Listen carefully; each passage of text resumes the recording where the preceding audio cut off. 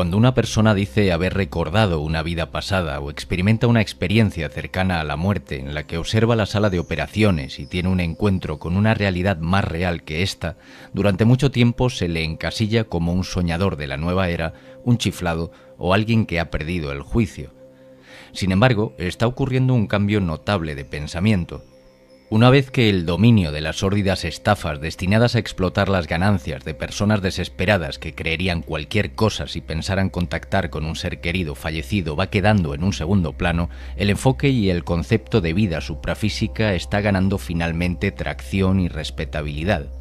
Según una encuesta realizada en 2018 por el Centro de Investigación Pew bajo una categoría que desafortunadamente sigue catalogada de forma genérica como creencias de la nueva era, el 33% de los adultos estadounidenses cree en la reencarnación y el 41% cree en la energía psíquica como concepto asociado a la consciencia. Millones de personas afirman haber experimentado algún tipo de conexión con el más allá, ya sea a través de las ECM, recuerdos espontáneos de vidas pasadas o comunicaciones con fallecidos que aportan datos desconocidos para el receptor. Se ha llevado a cabo una amplia investigación académica sobre las ECM y cada vez más universidades ofrecen cursos sobre aquello que se conoce sobre el fenómeno a través de estudios multidisciplinares. El intenso interés en la existencia más allá de la vida no escapa de nosotros. Un leve rasguño en la superficie está abriendo la veda para cuestionar aquello que creemos que conforma la existencia como tal. Brigitte Castan es psicoterapeuta y consultora en psicología clínica. Emigró a Israel desde su Francia natal en 1977, después de terminar sus estudios de filosofía y psicología en París. Comenta, a los 19 años, tras afanarme en analizar el contexto existencial, había llegado a la conclusión de que la única explicación posible que tenía sentido para mí era la reencarnación. Castan hizo una pasantía de psicología en la Universidad de Haifa y luego trabajó durante más de 10 años en la ciudad como jefa de psicología clínica en el hospital de Tirat HaCarmel. Descubrió la terapia de regresión, que utiliza varias técnicas, incluida la hipnosis, para devolver a las personas a su infancia y otras existencias que no encajaban con sus vidas actuales. Dice, recuerdo haber pensado, vaya, hay una manera de llevar a las personas a su pasado. Vi que esta metodología era como una conexión con aquello que pensé a los 19 años. Esto es lo que quiero hacer con mi vida, así que tuve esta especie de doble vida profesional.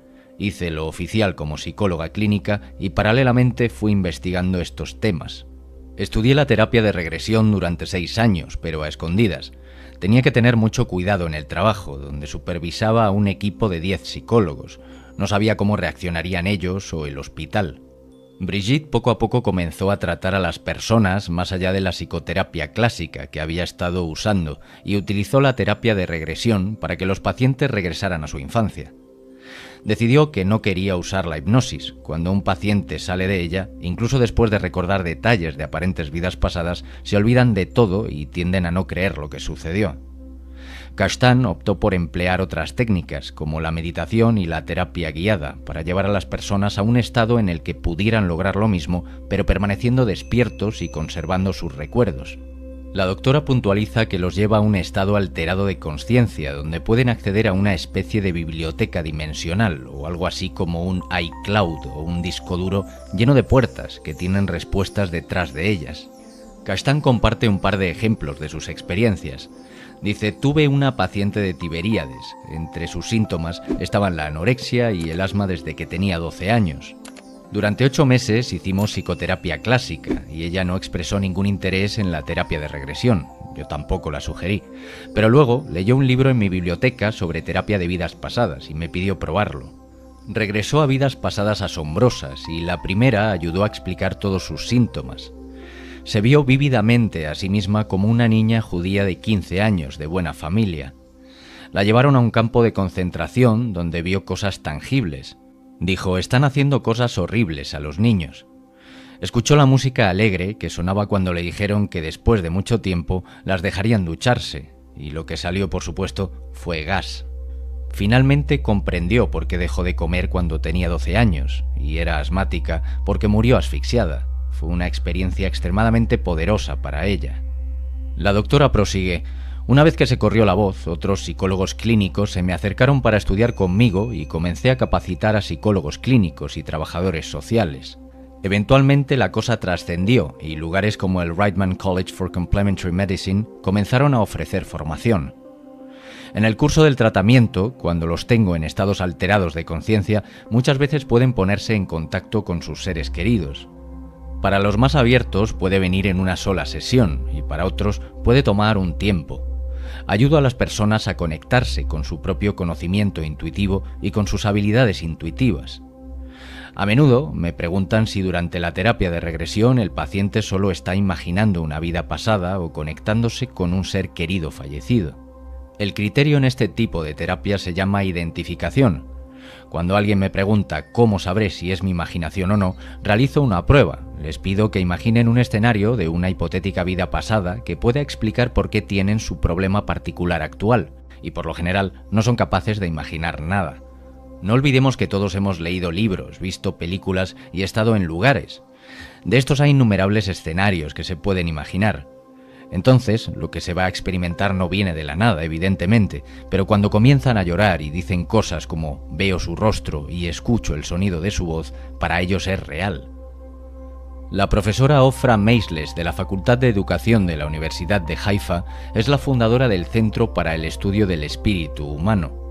Su objetivo es abordar el mundo de la fenomenología consciencial a través de análisis científicos y académicos. Dice, aspiramos a expandir y aumentar significativamente nuestro conocimiento y comprensión del ámbito espiritual en la existencia humana y utilizar la investigación para mejorar el mundo y el bienestar de las personas. Una tragedia personal y la consiguiente revelación provocaron un viaje de por vida para Meisles, que ha incluido investigaciones y entrevistas de cientos de casos de personas que han tenido ECMs o han visto vidas pasadas usando la terapia de regresión y otros métodos. Meisles comenzó su viaje después de que su hijo, Uri, muriera en un accidente automovilístico. Comenta, hice importantes preguntas existenciales, como cualquier madre que ha perdido a un hijo, y miré en todas direcciones, investigando tradiciones espirituales en el judaísmo, en el budismo, en el hinduismo, el cristianismo. También descubrí que había mucha investigación científica que ya se había realizado con las experiencias cercanas a la muerte, y que se usaban técnicas como la hipnosis y las imágenes guiadas para ayudar a las personas a acceder a recuerdos prenatales. Cuando hablo de eso hoy, no solo digo que creo en ello, sino que lo sé. Es una experiencia cognitiva diferente. La ciencia moderna puede desvincularse de las creencias, la religión o la espiritualidad y decir, bueno, eso es solo una creencia. Pero lo que siento es el mismo conocimiento al que se adhiere la ciencia. Es una experiencia que sientes que es real y sabes que no es tu imaginación o una alucinación. Weisberg tuvo su propia experiencia cercana a la muerte hace 3 años. Ella misma describe, estaba en casa y me desmayé 3 veces. La tercera vez dejé mi cuerpo porque no tenía pulso. Cuando me fui, entré en un túnel, como muchas personas experimentan. Fue un sentimiento de intensa felicidad y serenidad, y recuerdo haber pensado, me voy a casa. No había voces ni seres queridos mostrándome el camino. Muchas veces, un alma que ha pasado por este proceso conoce intuitivamente el camino, no necesitaba ayuda. En lugar de continuar por el túnel hasta la luz del otro lado, Weisberg dice que la devolvieron a su cuerpo y se despertó.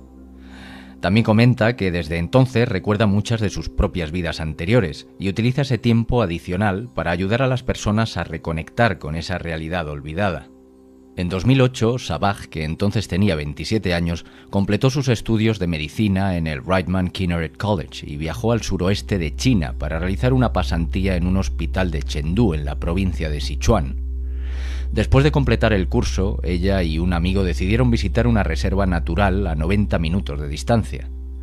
Cuando llegaron, entraron a un restaurante y acababan de pedir algo de comida. En ese momento se produjo un terremoto de magnitud 8 que devastó el condado de Wenchuan.